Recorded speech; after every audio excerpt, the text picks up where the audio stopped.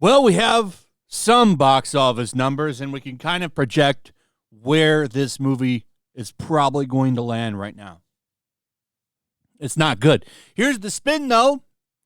It's higher than Dumbo, but not far from Kung Fu Panda, which was considered a financial disappointment, by the way. Dumbo was from like 2018 or 19, so not even the same dollar. We've had a lot of inflation since that time period. But sure, yeah, higher than Dumbo.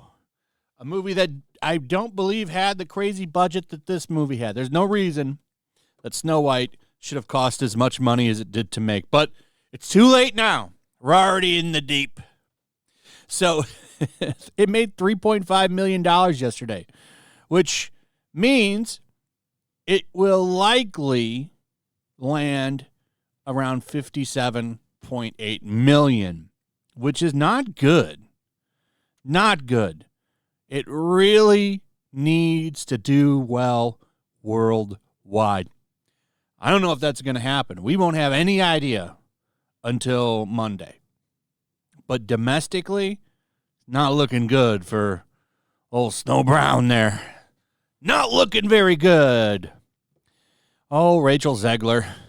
I guess your last minute of a speech saying that this movie was going to end racism and make the world a more loving place. It doesn't sound like that really worked out that well. Now, this could all change. Nothing is set in stone. Spring break is going on. That is a nice time for families to go see a movie. And it's going to depend on if a lot of moms and daughters and gal pals go see this movie. Will they go see it? Certainly has a high level of awareness at 94%, meaning audiences know the movie is out there.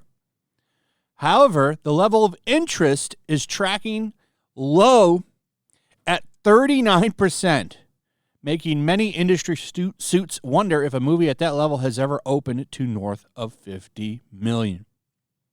That is a low level of interest. But you know that awareness rating tells me that people are aware of the controversy surrounding this movie. I think Rachel Zegler has been so wild that she has entered the minds of normies who don't pay attention to any of this internet shit. And that's a lot of people. A lot of people. But somehow, some way, even they have heard her run her mouth because she runs it constantly. So I guess that's the real question. Out of those 94%, how many of them did she overwhelmingly annoy with her big yapper and all the stupid-ass nonsense that she says? Like, for example, when she told conservatives that she didn't want their business, she doesn't need it, keep walking. Then, of course, she came out and apologized because Disney gave her a call and rang her up and said, yo, this movie costs a lot of money. We need you to shut your mouth, which she didn't do. She did for a minute, but recently she was opening it up again because she cannot help herself. So interesting stuff here. We could take a look at some user scores as well. For example, over on Rotten Tomatoes, we have verified ratings, but we don't have a meter yet. But I can tell you, by the way, look at this. We now have a top critics. Boom! 27%. Amongst top critics. 46%. I'm surprised they didn't pull it up out of that 40. I really am shocked that they haven't called up every single blogger in the world and sent them a gift basket to get this bitch over 50. But anyway, we do have some funny stuff when it comes to ratings. Number one, IMDb decided to completely hide their score from you. So normally up here next to your rating, you would see some numbers to the left of that. Let me show you an example. Here's Captain America Brave New World. As you can see, IMDb rating 5.9 out of 10. That's what you would normally see there. But because it was going so badly for Snow White, it was at 2.5. IMDb's like, well, we're just going to go ahead and hide it. Unless it's some kind of a glitch. Maybe it is. But when you go and look at the Metacritic, I don't think it was. Maybe it's a glitch that it's hidden. Anything's possible. You never know. But it is a funny coincidence, isn't it? Now, here is the Metacritic sitting at a beautiful 1.0. Did all of these people see the movie? I don't know. It just shows you how many people are mad about this movie and go out of their way to rate it either way.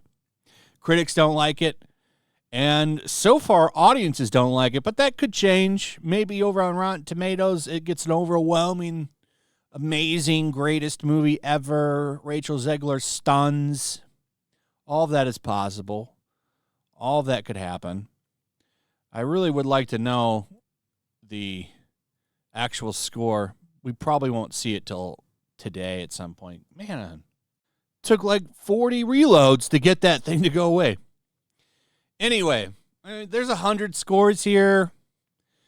Some of them are like this. How dare they? Yes, I actually saw the movie. I don't know. This movie reads as Disney's Communist Manifesto. Movie sucked, but watching Disney shoot itself in the foot is entertaining. Hot garbage, hot garbage, hot garbage. You don't need my business. That's what Rachel Zegler told people. She doesn't need their business. She said it to half the country.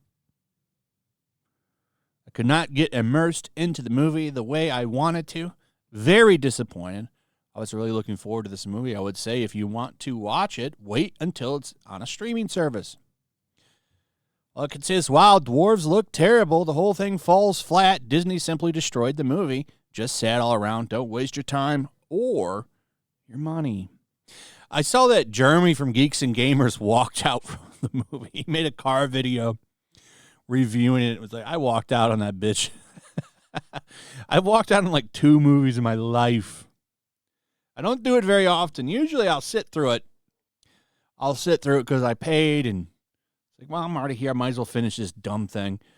But I have walked out, and it's because the movies were so terrible. One of them was, man, I forget the name of it, but it had a bunch of star power in it. It was about Middle Eastern oil. Syriana, I don't know if that was it or not. Like, Matt Damon was in it, I think. Pretty sure Matt Damon was in it. And, like, it just felt like it just went on and on and on. I walked out of that movie. I thought it was awful. But, yeah, Snow White. Oh, man, I'm telling you, if this thing bombs, we at least don't have to see her for another 5 or 6 years or so. She'll be on Broadway, where I think she'll thrive. I think she'll thrive on Broadway. She could be your mean girl drama queen there, dominate the cast, and, be the diva that she always has been, because there's plenty of divas in theater. So, anyway, let me know what you guys think about all of this. I'd like to hear from you. Also, if you would, please like, subscribe, share the video. Make sure you're still subscribed. Hit that notification bell. And we'll see you on the next one. Peace.